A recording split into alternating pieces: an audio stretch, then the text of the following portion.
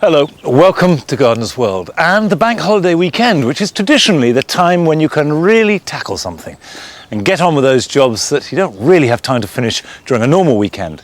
But what I would say is don't be too busy. Use this opportunity to revel in the last of the best of summer. Now, heavy soil can make a wildflower meadow tricky. But this week, I'll be selecting flowering plants that compete with even the most vigorous grasses. Carol is off to the Welsh valleys to share veg-growing tips on an allotment with an ex-mining community. They don't have to grow leeks. No, they don't.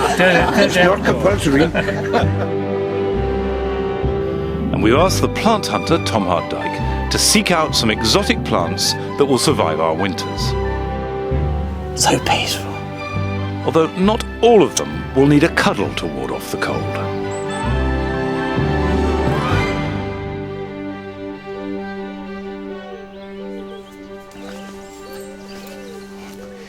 Now this is one of my favourite bits of the garden. And yet in many ways it's the least gardened of the whole of Longmeadow. It's got this hut in, which is where I come and write on a nice day, and it's private, it's secluded, and it's got real charm.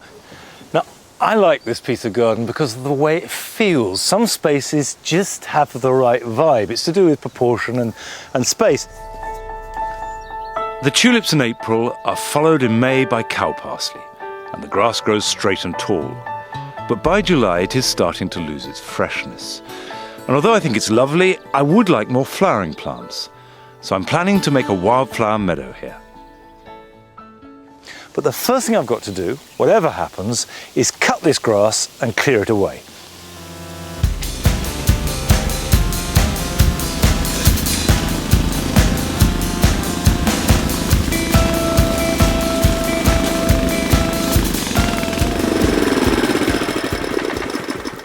It's really important, if you cut long grass at this time of year, not to leave it lying as a mulch on the ground, because all that will happen is that it will suppress all the delicate plants and grasses.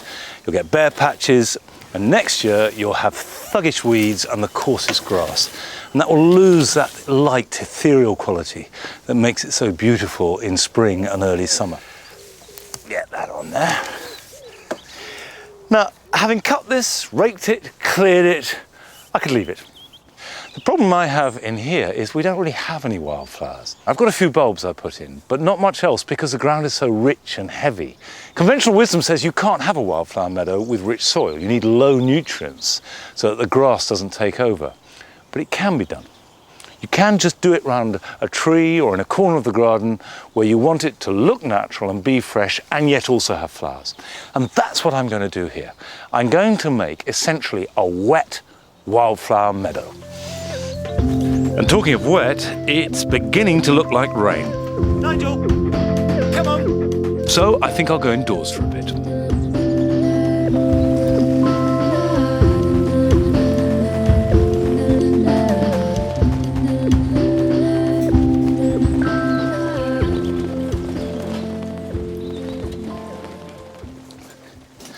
These are the salvia granitica that I took as cuttings 4 weeks ago now. And they've grown really strongly and well. You can see I took nearly all the leaves off, so all this foliage is new. And they're turning a little bit yellow, which means they're exhausting the nutrients they've got in the pots, and it's time to pot them on. Of course, when you take a cutting, you use a really gritty mixture, but that's a bit short on nutrients, so they will need pecking up. Now you can see, look at that. Fabulous root system. All those roots have grown in the last few weeks. So those are healthy new plants. 3 new plants for what, 5 minutes work, if that. Now what I'm going to do is just break that open, like that. That's one. See all that grit falling out. And gently tease those apart, like that. Keeping as many roots on as possible. There we go. Now it is miraculous that it's grown those roots, and a little bit of grass too, entirely on its own. And that's cost absolutely nothing. And with cuttings, you can produce hundreds and hundreds of plants from your own garden for no cost, hardly any time or trouble, and you don't need any kit either. So I'll put these up into a slightly richer mix Salvia garanetica actually does pretty well in heavier conditions than a lot of salvias. So this is a mix with some homemade compost and a bit of perlite for drainage. So we'll put that in there. And these will grow on now until next spring. So they get nice, strong plants. And in fact, I'll be able to take cuttings from these about next February, March. And in that process, that will clip them back and make them more compact. And then they'll regrow and I'll plant them out after the last frost. So that will become a really big, strong plant in the dual garden for next summer. Right, these 7 will now go back in the greenhouse. I'll keep them well watered, and as long as they're warm enough, they'll go on growing almost till Christmas, because they respond to heat rather than light. Outside in the garden here at Longmeadow, we can get frosts as late as early June and as early as September. So it's quite tricky. We have to watch things really from now and protect them to a degree. But down on the south coast, just 100 or so miles further south, it's much, much better. And Tom Hart Dyke has been to the gardens at Abbotsbury on the Dorset coast, where they have an amazing collection of exotic plants.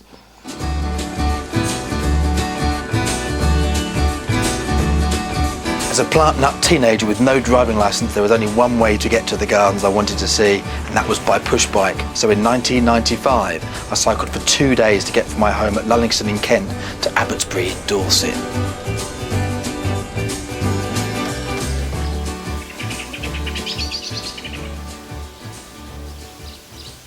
This is my first and most lasting memory of these wonderful, wonderful gardens. This is the Tyrocarya fraxinifolia, the Caucasian wingnut from North Iran and Georgia. And look at the light streaming through this expanding crown. Catkins just dangling down from the top. It screams, touch me. It's so, so tactile, with the high knobbly knees here and this wonderful deeply fissured bark lower down. And just a little mini hug here gives you an idea of how round the girth is on this tree, and so peaceful. And also a peck for good measure.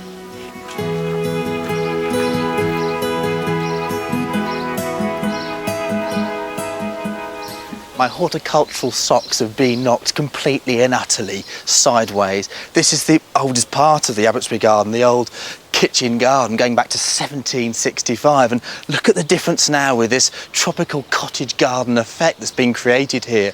There's some of the finest and oldest Trachycarpus fortunae, Susan fan palm in the country. We're looking at 200-year-old examples. And look in front of me here, we've got the agapanthus from South Africa, the cannas from South America, the cosmos from central Mexico, and behind me here, we've got the fantastic from Brazil, Verbena bonariensis, in this sort of bedding planting scheme that's been created here. A really good selection of plants in the main entrance to the garden.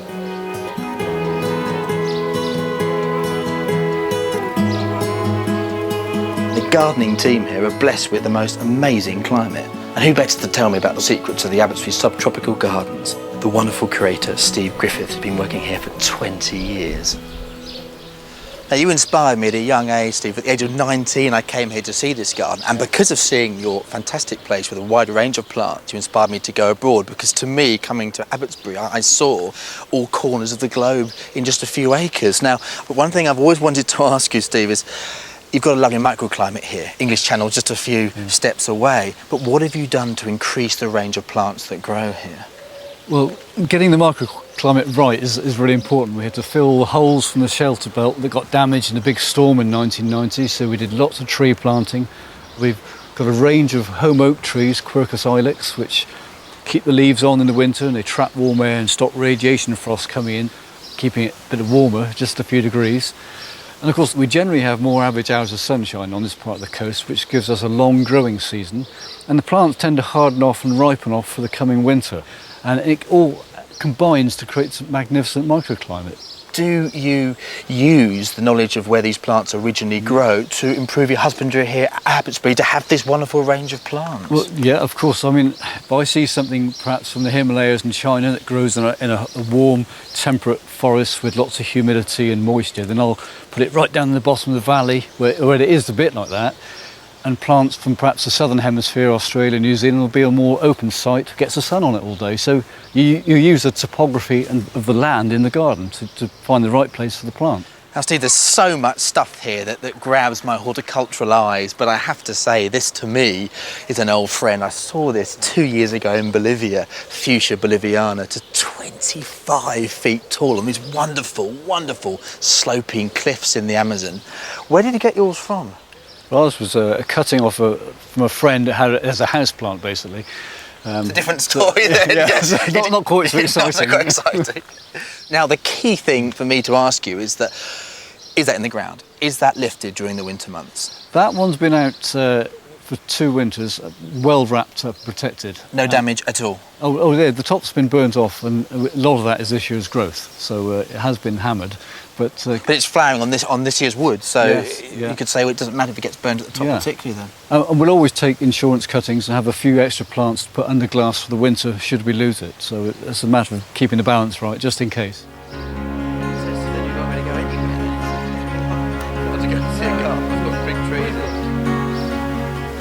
There are many plants here in the garden that I haven't seen actually in the wild. The most exciting one for me today that I've discovered is this plant, the giant busy lizzie, Impatiens tinctoria subspecies tinctoria. From North Uganda, Ethiopia and Rwanda, it is a hardy to -10 to 12 degrees Celsius plant in part shade to full sun with good drainage. Everybody should be growing this splendid plant. Look at the stems on this, and I hear this is one of your favourite plants in the garden. Well, it is. I mean, I've been collecting bamboos for quite a few years now, and to see them start to mature is fantastic. And look here at this mottling on these new leafy bracts. I mean, it is really ornamental. It is, and it's amazing to think that this is all in this season's growth. So it's grown, what, 3-4 metres already, and it's still got another few metres to go yet. But bear in mind, this is a deep soil which is full of moisture and leaf litter. So in most gardens, it would be a smaller, slower growing plant, yeah, is that right? I think if you provide the good growing conditions and really work in some manure or something and keep the ground moist, it'll keep on putting on good growth. And a long hot summer, and they'll put up huge canes, but it takes time. It's a bit of maturity, and then they'll start to go for it. I mean, you can just close your eyes to it, and you hear the rustling of the leaves. You just expect a panda to fly past you. I mean, it just really does transport you to the other part of the world. It's brilliant.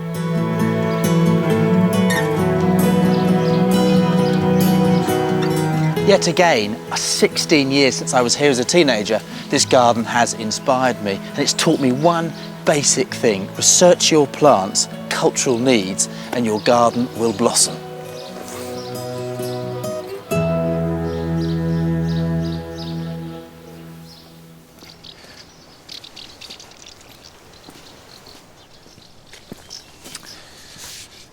It has been astonishingly dry here all August, but nevertheless the beans are doing fine. They like lots of water, so I did put plenty of compost underneath them. We've been picking them for ages. They're producing lots of flowers, and with any luck they'll go on producing lovely long beans right into November. The onions are pretty much dry now. They've been on the rack for 3-4 weeks, and you can tell that when the tops are dried right back, that's ready. Now, we don't plat these. We'll cut the roots off, cut the tops off, chuck them in a basket and hang them up, and they'll store all winter. Now, the ground they came from, I put in French beans, and I've got empty ground here, but you can't always fill ground at this time of year with more vegetables. There's only so much rocket for winter salad that you can sow and eat.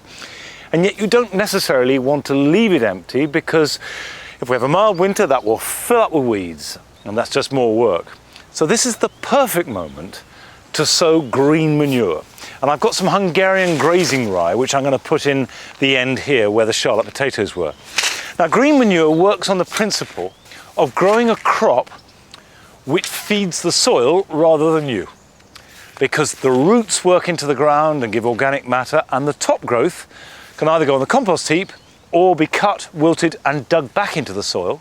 You leave it for a few weeks and then you sow onto that. And the plant that you sow takes goodness from the decomposing green manure. Also, Hungarian grazing rye is brilliant for breaking up heavy ground. And this, which has not had as much compost as other parts is ideal. You can see it's fairly rough ground. Now, some people like to sow it in rows, which you can do. Personally, I think you just can broadcast it and it will come up. And as with most things, don't sow it too thickly. Just sprinkle it on, and each seed produces quite a robust plant. And the great thing about it, it has very dense fibrous roots. And they get in there and they break the soil up and they add a really good bulk of organic material. And weeds don't get a look in. They won't have a chance. And it really is as simple as that. And by feeding the soil, it's a very modest investment for a huge payback. Next year, that will benefit as much as if I had dug it deeply and put on a load of manure. This site is in its first year, and as a veg plot goes, it's not bad. I'm pleased with the way it's gone, but it will get better. And anyway, as a vegetable grower, you're always learning. I've been doing it for ages now, and yet every year there's something new that changes the way that I go about it. One of the good things, one of the many good things about allotments is that you have other people around you that can share knowledge, and they have a real community spirit about their veg growing. And Carol has been to a community in the South Welsh valleys that has fantastic allotments. Abertillery in Wales once had a thriving mining community. But as the mining industry began to dwindle during the 80s, for some people in this town, their allotments became both a focus and an escape. The Bishop Street allotments sat amongst the old workers' houses are still tended by some of those miners. Today, the glut of awards for this site is testimony to the gardening skills of some of the miners and other people who grow their produce on this beautiful site.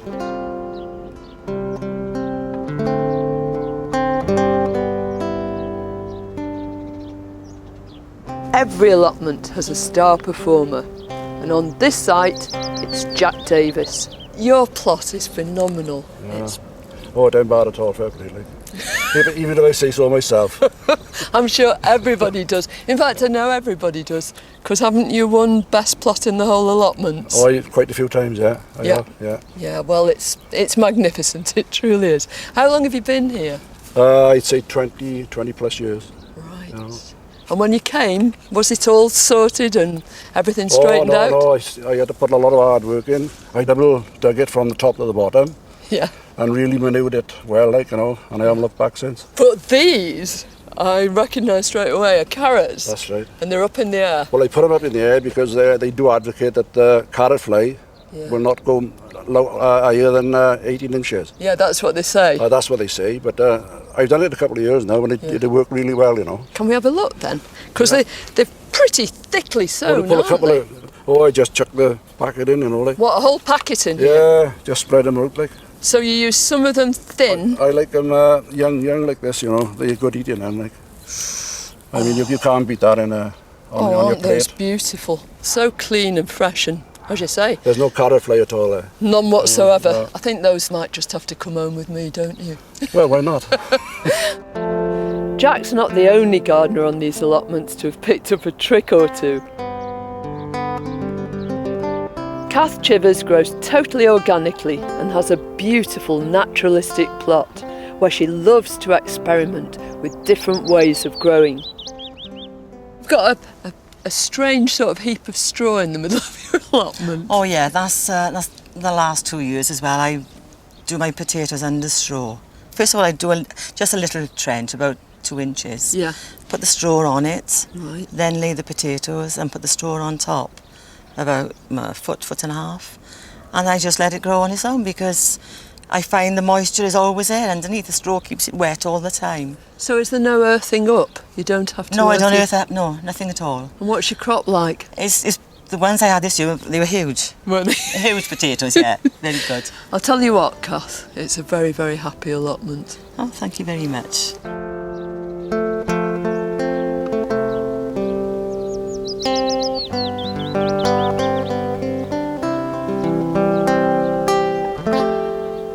Anne Beckerton and her dad are only 12 months into their new plot, but they're already reaping its rewards. Dad was poorly a little while back. He had a stroke. Right. So we decided that a bit of exercise, a bit of fresh air. Yeah? So, and a new hobby for both of us, and we're both really enjoying it. Well, I think you've done brilliantly, but I know you've got this Yeah. this idea which is just so innovative. That's Where right, did a you little get bit it? of recycling. Take old milk carton, and the line is even there to cut round. Right. Cut it away, turn the bit upside down, and then you've got a little hole here that you can water it. water into the reservoir at the bottom. What a brilliant idea that is. That's There so you go. funny. And you if could even hang that up as well. you could, couldn't you? On the Yeah. side of your shed, decorate that too.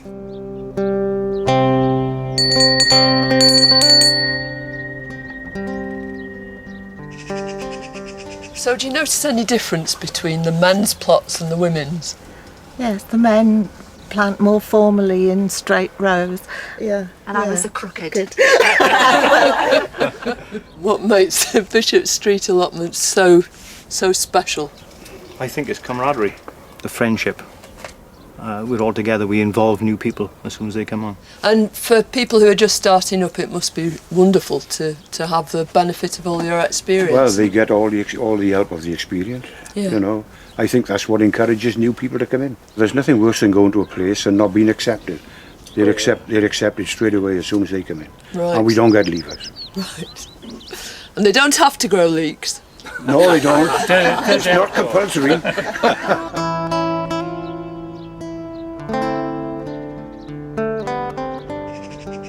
This place really epitomises what allotment life is all about. It's about history, passion. It's about being close to the earth. And it's about being amongst friends and sharing.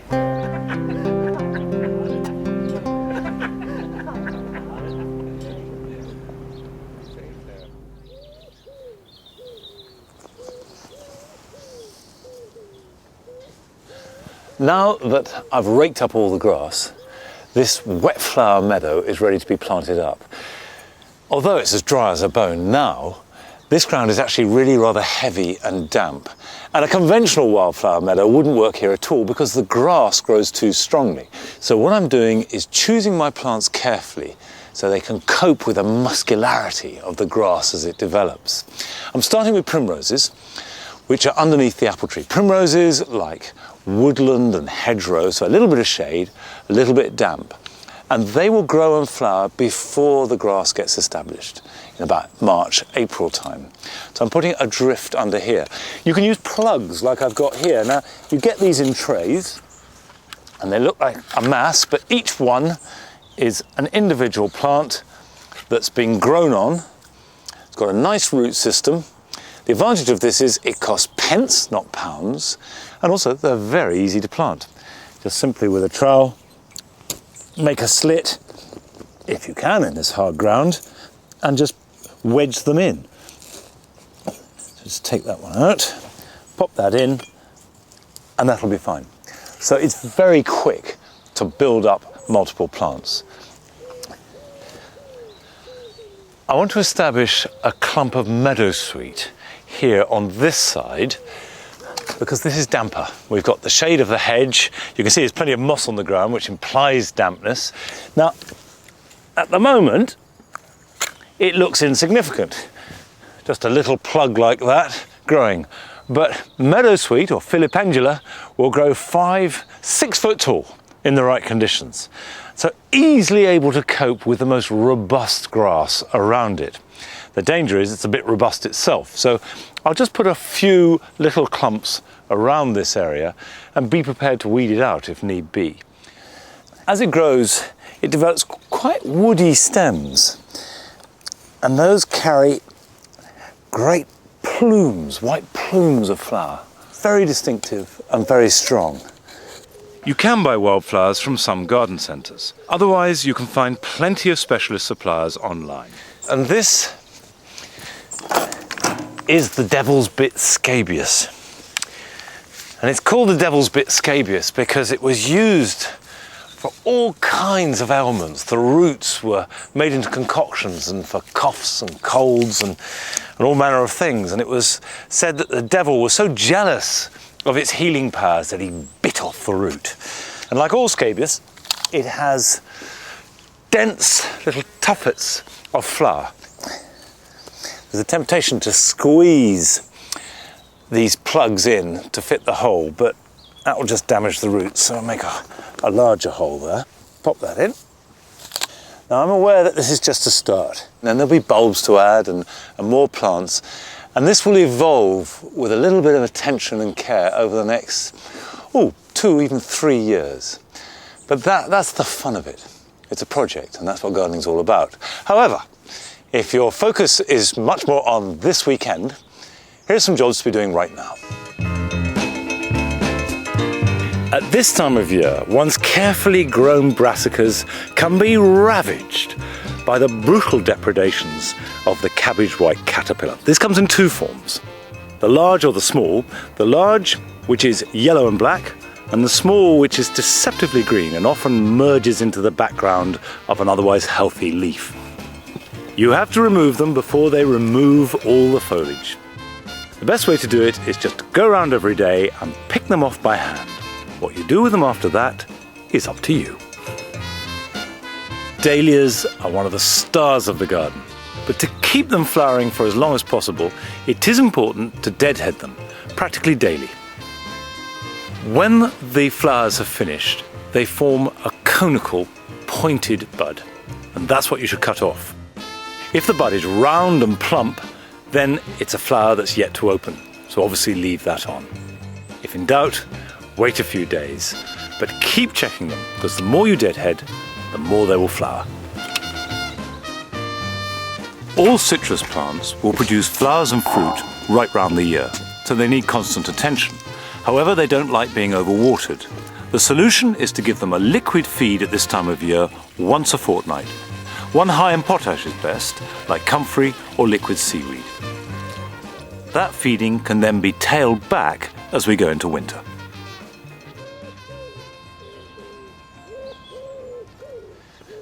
A job I probably should have done by now is to cut this marjoram.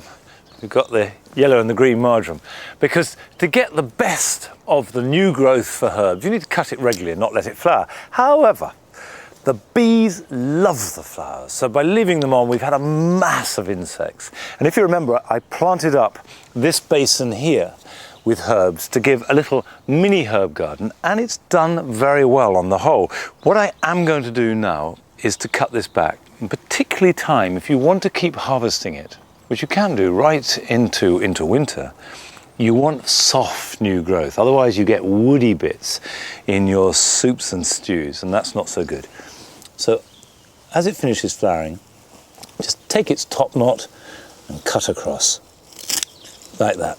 Now when you're cutting back thyme, you can't cut into old dry wood, it won't regenerate. So the rule of thumb is cut back to some growth, however small it is, and then it will regrow from that point. Well, that's only a little job, but I've got lots else to be getting on with, but no more time. So I'll see you back here at Longmeadow at the same time next week. Till then, bye-bye.